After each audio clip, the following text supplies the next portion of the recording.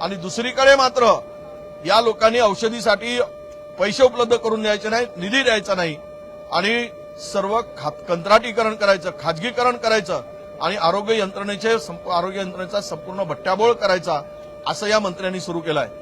दुःखानं आणि वेदनेनं सांगावं लागतं, या सगळ्या प्रकरणाची चौकशी करण्याची मागणी आम्ही सगळेजण करत असताना आम्हाला वरून म्हणजे सन्माननीय अध्यक्ष त्या ठिकाणून चौकशी समितीची घोषित करण्यासाठी सांगतात. हे या ठिकाणी खरं म्हणजे खेदानं सांगावं लागतं. या संदर्भात आम्ही तीव्र नापसंती व्यक्त करतो. मंत्र्यांना या ठिकाणी प्रोटेक्शन देण्याचं काम झाल्याचं आम्हाला प्रथमदर्शनी दिसलेलं आहे. एकूणच परिस्थिती इतकी भयावह आहे आरोग्य यंत्रणेची की रोज लोक मरतायत, रोज रुग्णांचा जीव जातोय, नवजात बालकांचा जीव जातोय, तरी पण हे सरकार गंभीर नाही आणि या सरकारचं दुर्लक्ष आहे. हा सरकार टेंडरमध्ये अडकलेलं सरकार आहे. केवळ टेंडरकडून पैसे कमवा आणि या खात्याचे मंत्री तर अजिबात गंभीर नाही, अजिबात सिरियस नाही. आणि म्हणून हा प्रश्न ज्यावेळेस आला, हा प्रश्न सुभाषभाऊ धोटे यांनी उपस्थित केल्यानंतर आज या प्रकरणाची सर्वकष चौकशी व्हावी आणि यामध्ये चौकशी समिती केवळ नेमून काम चालणार नाही तर त्यांच्यावर जबाबदारी फिक्स करून या डॉक्टरावर कारवाई करावी आणि आरोग्य मंत्र्यांनी या सर्व प्रकरणाची जबाबदारी घेऊन राजीनामा द्यावा अशी मागणी आम्ही विरोधकांनी केली. पण सरकारने त्याला आपल्या पद्धतीनं हुकुमशाही पद्धतीनं वागलं. त्यामुळे आज आम्ही वॉकआउट केलेला आहे, बहिर्गमन केलेलं आहे. बुलढाण्याचं मी बोलतो, मग हिंदीत ते बोलतील. एक मिनिट. आज प्रश्न क्रमांक 2 मध्ये आरोग्य विभागाचा बुलढाणा जिल्ह्यामधील सिव्हिल हॉस्पिटलमध्ये त्या ठिकाणी एक गर्भवती महिला की जिचा गर्भ त्या ठिकाणी तिला डेंग्यू झाल्याचं निदर्शनास आलं आणि त्यानंतर तिचा उपचार करण्यात आला नाही आणि नंतर तिला रेफर करण्यात आलं अकोल्याला आणि अकोल्याला रेफर करून तिचा अकोल्याला शेवटी संध्याकाळी रात्री 9 वाजता मृत्यू झाला. ही जी स्टोरी आहे याच्यामध्ये चौकशी केली असता असं आहे की जर डेंग्यू झाला होता तर मग डेंग्यूमध्ये प्लेटलेट्स कमी होतात. मग प्लेटलेट्स कमी झाल्या तर प्लेटलेट का दिल्या नाही हा सगळ्यात पहिला प्रश्न. दुसरं, जर मंत्री महोदयांनी सांगितलं की गर्भ ठोके लागत नव्हते याचा अर्थ गर्भात मृत्यू झाला होता गर्भामध्ये, तर याचा अर्थ असा आहे की त्याचं ऑपरेशन होणं गरजेचं आहे. त्या ठिकाणी फक्त गायनेकोलॉजिस्ट आणि त्या ठिकाणी फिजिशियन हे 2च पाहिजे. तरी सुद्धा बुलढाणा सारख्या सिव्हिल हॉस्पिटलला जिथं सेकंडरी केअर केली जाते या ठिकाणी हा गव्हर्नमेंटचा प्रायोरिटीचा प्रोग्राम असतो, तरी सुद्धा या ठिकाणी हे 2 लोक नव्हते का? ते जर गर्भ काढून टाकला असता जो मृत्यू झाला तर त्या ठिकाणी ती महिला पेशंट वाचली असती. पण दुर्दैवाने संपूर्णतः दुर्लक्ष होण्याचा विषय आहे. कदाचित सोनोग्राफी केली गेली नाही, मग सोनोग्राफी मशीन बंद होती का? याचा अर्थ सोनोग्राफीच्या machines, MRI machines, CT scan machine या सगळ्या बंद असतात. साधा प्रश्न आहे की डेंग्यूमध्ये थ्रोम्बोसिस होतात, गाठी होतात आणि मग त्यामध्ये PT आणि INR करतो आपण, म्हणजे रक्त किती पद्धतीनं पातळ आहे ह्या गोष्टी लक्षात घेतात. हे पॅथॉलॉजीची व्यवस्था तिथं नव्हती का?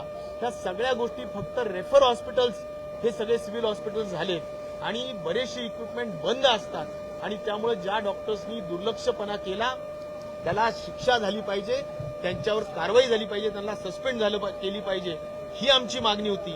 तर त्यांनी फक्त आम्ही चौकशी करू अशा पद्धतीचं एक आश्वासन दिलं. मला असं वाटतं की मंत्री महोदयांनी संपूर्ण ब्रीफिंग घेऊन या ठिकाणी जे दोषी आढळले असतील त्यांच्या ब्रीफिंगला तर त्या ठिकाणी कारवाई करण्याची सभागृहाच्या मागणीनुसार गरज होती आणि ती न केल्यामुळे आज संपूर्ण विरोधी पक्षांनी या आरोग्य व्यवस्थेच्या निषेधार्थ बहिर्गमन केलं, त्या ठिकाणी वॉकआउट केलं आणि आज या ठिकाणी आरोग्य व्यवस्थेच्या संदर्भाने जे काही आज रिक्त जागा आहेत, इक्विपमेंट्स चालत नाहीयेत, इक्विपमेंटची कमतरता आहे, डॉक्टर्सची कमतरता आहेत आणि डॉक्टर्सचा निष्काळजीपणा आहे, या सगळ्या गोष्टींवर निश्चित प्रकारे व्यवस्था व्यवस्थित झाली पाहिजे अशा पद्धतीच्या अपेक्षा आम्ही या ठिकाणी व्यक्त केली. एकीकडे आरोग्य विभागाच्या मोठ्या प्रमाणात जागा रिक्त आहेत, डॉक्टरांच्या आहेत, सगळ्या पॅरामेडिकलच्या आहेत, खूप मोठ्या प्रमाणात आहेत. त्या 2004 पासून ज्या कंत्राटी आहेत त्यांना काढून टाकण्याचं आता नोटीस दिलं गेलं आहे. जे जवळपास या राज्यामध्ये 12 ते 14,000 कर्मचारी आहेत. अशा पद्धतीनं या पूर्ण यंत्रणेचा खेळखंडोबा करण्याचं काम केलं आहे आणि केवळ चौकशी मंत्री येतात, आम्ही चौकशी करतो. अरे चौकशी करायचं तर तू तिकडे आपल्या भागात आपल्या मंत्रालयात बसून करा तुम्ही चौकशी. आणि मंत्री अभ्यास करून येत नाही, याला चुकीचं ब्रीफिंग दिलं जातं आणि चौकशीच्या नावावर हे सगळे प्रकरण दाबले जातात. हा सगळा राजरोसपणे या राज्यामध्ये हा धंदा सुरू आहे आणि त्या अधिकाऱ्यांना पाठीशी घातलं जातं आणि मंत्री स्वतः सेफ राहतात. हे संपूर्ण प्रकरण इतकं गंभीर आहे की मला वाटतं की मंत्र्यांच्या राजीनाम्याशिवाय हे खातं काही सुधारणार नाही, अशी एकूण परिस्थिती आहे. खरं तर मी एक शेर सांगितला होता आताची परिस्थिती राज्यातली, एक झूठों ने झूठे से कहा है सच बोलो, झूठों ने झूठों से कहा है सच बोलो, सरकारी ऐलान हवा है सच बोलो, घर के अंदर झूठों की मंडी है और दरवाजे पर लिखा है सच बोलो.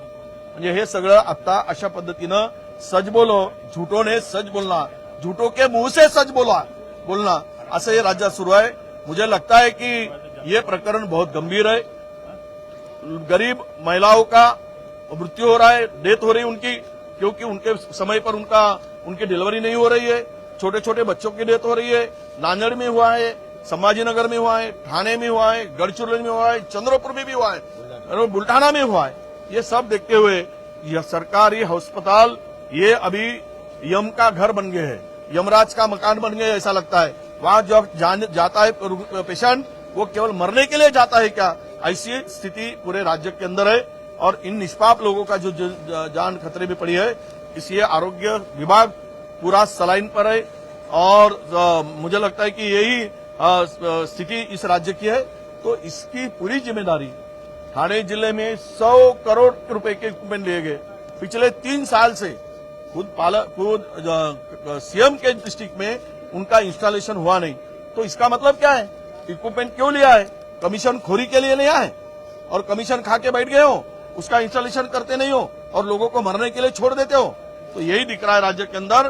पूरा राज्य की यंत्रणा, ये हेल्थ डिपार्टमेंट पूरा का पूरा वेंटिलेटर पे चला गया है और मंत्री मजा मार रहा है और लोगों की जान जा रही है. हा विषय नंतर घेतो आता आम्ही.